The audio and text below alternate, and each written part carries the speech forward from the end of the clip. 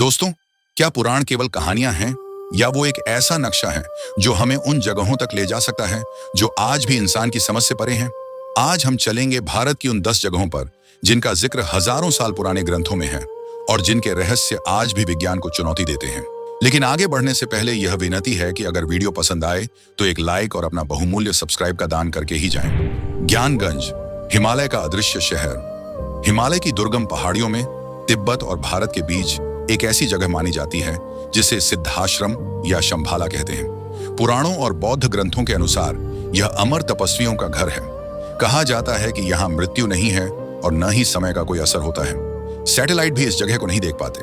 कहते हैं यहाँ सिर्फ वही पहुंच सकता है जिसकी आत्मा शुद्ध हो और जिसे खुद सिद्ध पुरुष बुलाएं।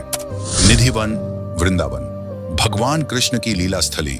स्कंद पुराण और स्थानीय मान्यताओं के अनुसार आज भी हर रात यहाँ भगवान कृष्ण गोपियों के साथ रास लीला करने आते हैं। यहाँ के पेड़ रात होते ही गोपियां बन जाते हैं। रहस्य यह है कि शाम की आरती के बाद यहाँ कोई नहीं रुकता, न इंसान न जानवर। कहा जाता है कि जिसने भी रात में छिपकर रास देखने की कोशिश की वो या तो अंधा हो गया या पागल या फिर उसकी मृत्यु हो गई। पाताल भुवनेश्वर, उत्तराखंड, पिथौरागढ़ में स्थित यह गुफा पाताल लोक का द्वार मानी जाती है। स्कंद पुराण के मानस खंड में इसका विस्तार से वर्णन है। कहा जाता है कि इस गुफा में 33 कोटि देवी देवता वास करते हैं।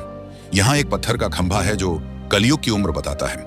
मान्यता है कि जिस दिन यह खंभा छत को छू लेगा उस दिन कलयुग का अंत हो जाएगा। गंधमादन पर्वत, रामेश्वरम, कैलाश के पास। रामायण काल का यह पर्वत आज भी एक रहस्य है। पुराणों के अनुसार यह वही जगह है जहां हनुमान जी आज भी सशरीर शरीर के साथ वास करते हैं। माना जाता है कि भगवान राम ने उन्हें कलयुग के अंत तक पृथ्वी पर रहने का वरदान दिया था। कई साधुओं ने दावा किया है कि उन्होंने यहाँ एक विशालकाय वानर रूपी आकृति को तपस्या करते देखा है, लेकिन कोई भी वहां तक पहुंच नहीं पाया। द्वारका नगरी, गुजरात। महाभारत और विष्णु पुराण में जिस स्वर्ण नगरी का वर्णन है उसे कभी कोरी कल्पना माना जाता था, लेकिन समुद्र की गहराई में खोजकर्ताओं को एक पूरा शहर मिला। यह वही द्वारका है जिसे भगवान कृष्ण के जाने के बाद समुद्र ने निगल लिया था। यहाँ मिली दीवारें और पत्थर हजारों साल पुराने हैं जो बताते हैं कि पुराणों की बातें सच थीं। असीरगढ़ का किला, मध्य प्रदेश। महाभारत के युद्ध के बाद श्री कृष्ण ने अश्वत्थामा को श्राप दिया था कि वह कलयुग के अंत तक भटकता रहेगा, उसके शरीर से पीप बहेगी और वो मुक्ति की भीख मांगेगा। स्थानीय लोगों का मानना है कि बुरहानपुर के पास असीरगढ़ के किले के शिव मंदिर में आज भी अश्वत्थामा हर सुबह सबसे पहले पूजा करने आते हैं। वहां रोज सुबह ताजे फूल चढ़े मिलते हैं, भले ही दरवाजा बंद क्यों ना हो। कैलाश पर्वत, तिब्बत। शिव पुराण के अनुसार यह भगवान शिव का निवास स्थान और ब्रह्मांड का केंद्र है। दुनिया की सबसे ऊंची चोटियों जैसे एवरेस्ट को फतह कर लिया गया, लेकिन आज तक कोई कैलाश के शिखर पर नहीं पहुंच पाया। जिसने भी कोशिश की या तो वो दिशा भ्रमित हो गया या उसके नाखून और बाल तेजी से बढ़ने लगे। समय का तेज चलना। यह पर्वत आज भी अजेय है।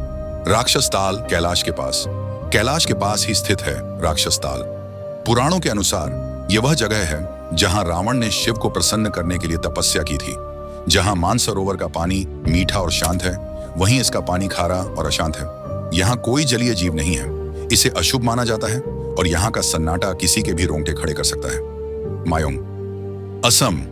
महाभारत काल में घटोत्कच का संबंध असम प्राचीन प्रागज्योतिषपुर से था। मायोंग को काले जादू की राजधानी कहा जाता है। किंवदंतियों के अनुसार यहाँ के तांत्रिक मंत्रों से लोगों को जानवर बना देते थे या हवा में गायब कर देते थे। आज भी यहाँ के पुराने मंत्र और जादू टोने की किताबें पुरातत्व विभाग के लिए एक पहेली बनी हुई हैं। राम सेतु, तमिलनाडु रामायण में वर्णित वह पुल जो वानर सेना ने भारत से लंका जाने के लिए बनाया था। वाल्मीकि रामायण में इसका सटीक वर्णन है। नासा की सैटेलाइट तस्वीरों में भारत और श्रीलंका के बीच पत्थरों की एक चेन दिखाई देती है। भूवैज्ञानिक मानते हैं कि ये पत्थर पानी पर तैरने वाले विशेष पत्थर या पमिस स्टोन हो सकते हैं, लेकिन इतने सटीक तरीके से उनका जमा होना आज भी एक बहस का विषय है। ये जगहें आज भी वहां मौजूद हैं, अपनी खामोशी में हजारों साल का इतिहास समेटे हुए।